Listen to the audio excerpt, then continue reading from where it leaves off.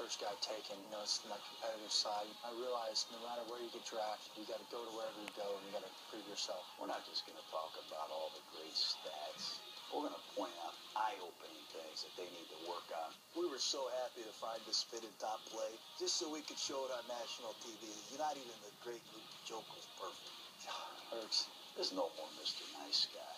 Welcome to this SportsCenter special, Gruden's QB Camp with Luke Joeckel, presented by Corona Extra. Well, I haven't met Luke, but I sure wish I had coached Luke. He's got everything you're looking for on tape. Athleticism, size, reliability, fundamentals, technique, discipline. What I wanted to find out from Luke today was what the transition was like, first of all, going from the Big 12 to the SEC, having to block a whole new cast of defenders, having to learn a new offense, and having to block for a quarterback that plays the position unlike anyone else, Johnny Football. Just surprised with getting an invite to the QB camp. It is called the QB camp, and being the first offensive line invited was just a huge honor. I got a twin brother who's a backup quarterback at A&M, and it was a dream of his to be here. And I like to rub it in his face, saying that I'm here as an offensive tackle. Luke Joeckel, Sir, Texas A&M Aggies. Thanks for coming to the FFCA. it's great to be here. You're my first offensive lineman. No, I'm excited about it. Been having all these quarterbacks in here, all these prima donnas. What do you think about that? I'm not as pretty as they are, but hopefully I'm a little bit more interesting. I read somewhere a lot of people were picking Texas A&M to finish 10th or 9th in the SEC. Whoa, the SEC. You guys are a Big 12 team.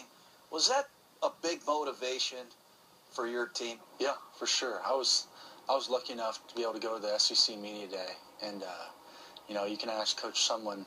First thing I said when I left there was, man, they don't think we're going to be pretty good. They think we're a bunch of softies that can't run with them, and definitely put a chip on the entire team's shoulder, and we wanted to go out there and prove the entire country that we had the talent to compete with the SEC. We had the speed to compete, and we definitely had pretty good offense and defense that would show some people up. You're one of the few left tackles that has protected the blind side of a Heisman Trophy winner, Johnny Manziel. And people got to remember, you took care of this kid, too, in a different offense. And Tannehill, he's a heck of a quarterback. Yeah. Tell me about what it was like being a left tackle for Ryan Tannehill.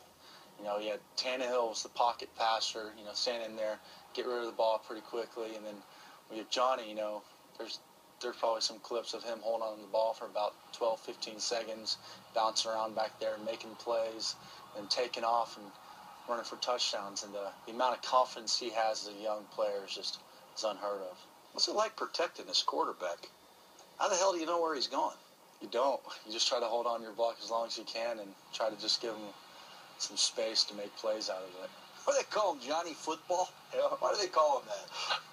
Come on, man. He came in with that nickname. What a name. His high school... What's they called me that? I think he had 70-plus touchdowns as a senior in high school. Did he really? Passing, something like Johnny something Football? crazy like that. So he kind of came in as a little bit of a high school legend, and he's definitely added on to it. What do they call you? Nothing. Just an offensive lineman. They don't have good nicknames for offensive linemen. Just make a note. You got to take some notes in here too today, course. Luke. You can't be like a lineman. You got to be like a QB. But change is going to be such a big part of it. You're going to have to change coaches. You're going to have to change quarterbacks. You're going to have to change who you play every year.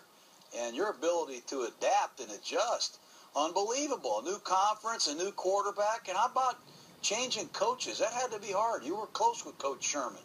Yeah, that's why I went to A&M, was for Coach Sherman. He's a pro-style guy, offensive line guy, but I visited Houston while Coach Sumlin was at Houston before that, and loved him. Thought he was just, he's much more of a player's coach, and he's a cool guy to play for. He looks cool. I mean, look at his suit. He's got a lot better dressed coach than most guys I see.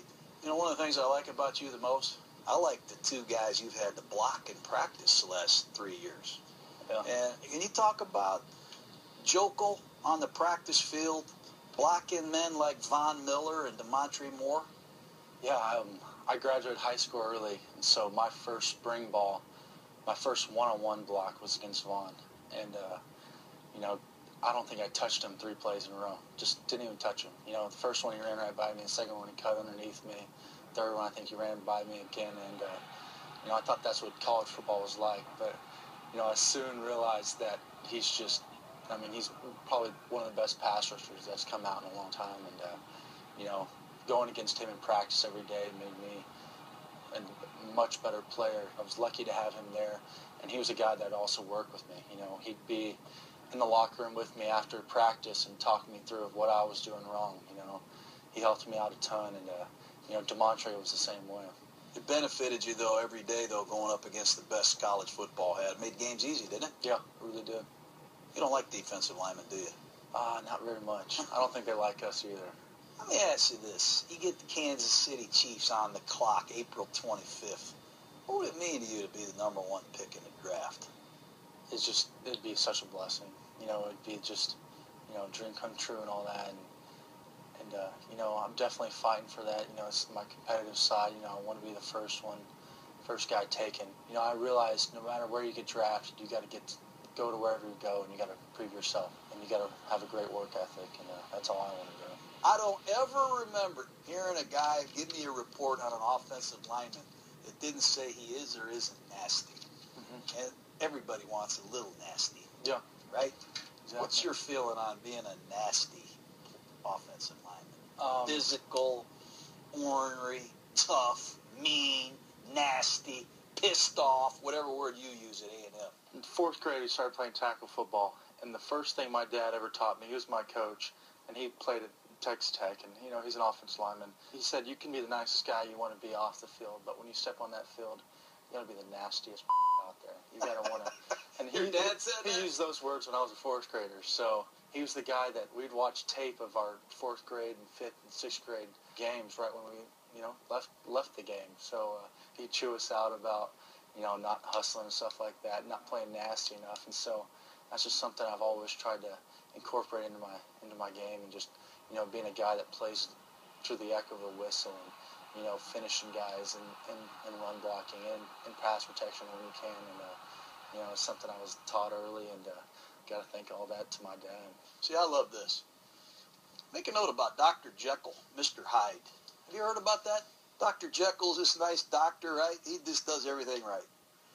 Every once in a while, this Mr. Hyde, he comes out, he's just downright nasty. You know what I mean? Yeah. And right here, this ain't no Dr. Joeckel. This is Mr. Hyde coming off the ball. I mean, this had to be a real satisfying point of attack finish right there. That was Was fun. Yeah, that was a lot of fun. Spraying a touchdown, it's a dream block. Well, that's Mr. Hyde right there, man. I love that guy. Great work. Next on Gruden's QB Camp with Luke Joeckel. I've been on some sidelines where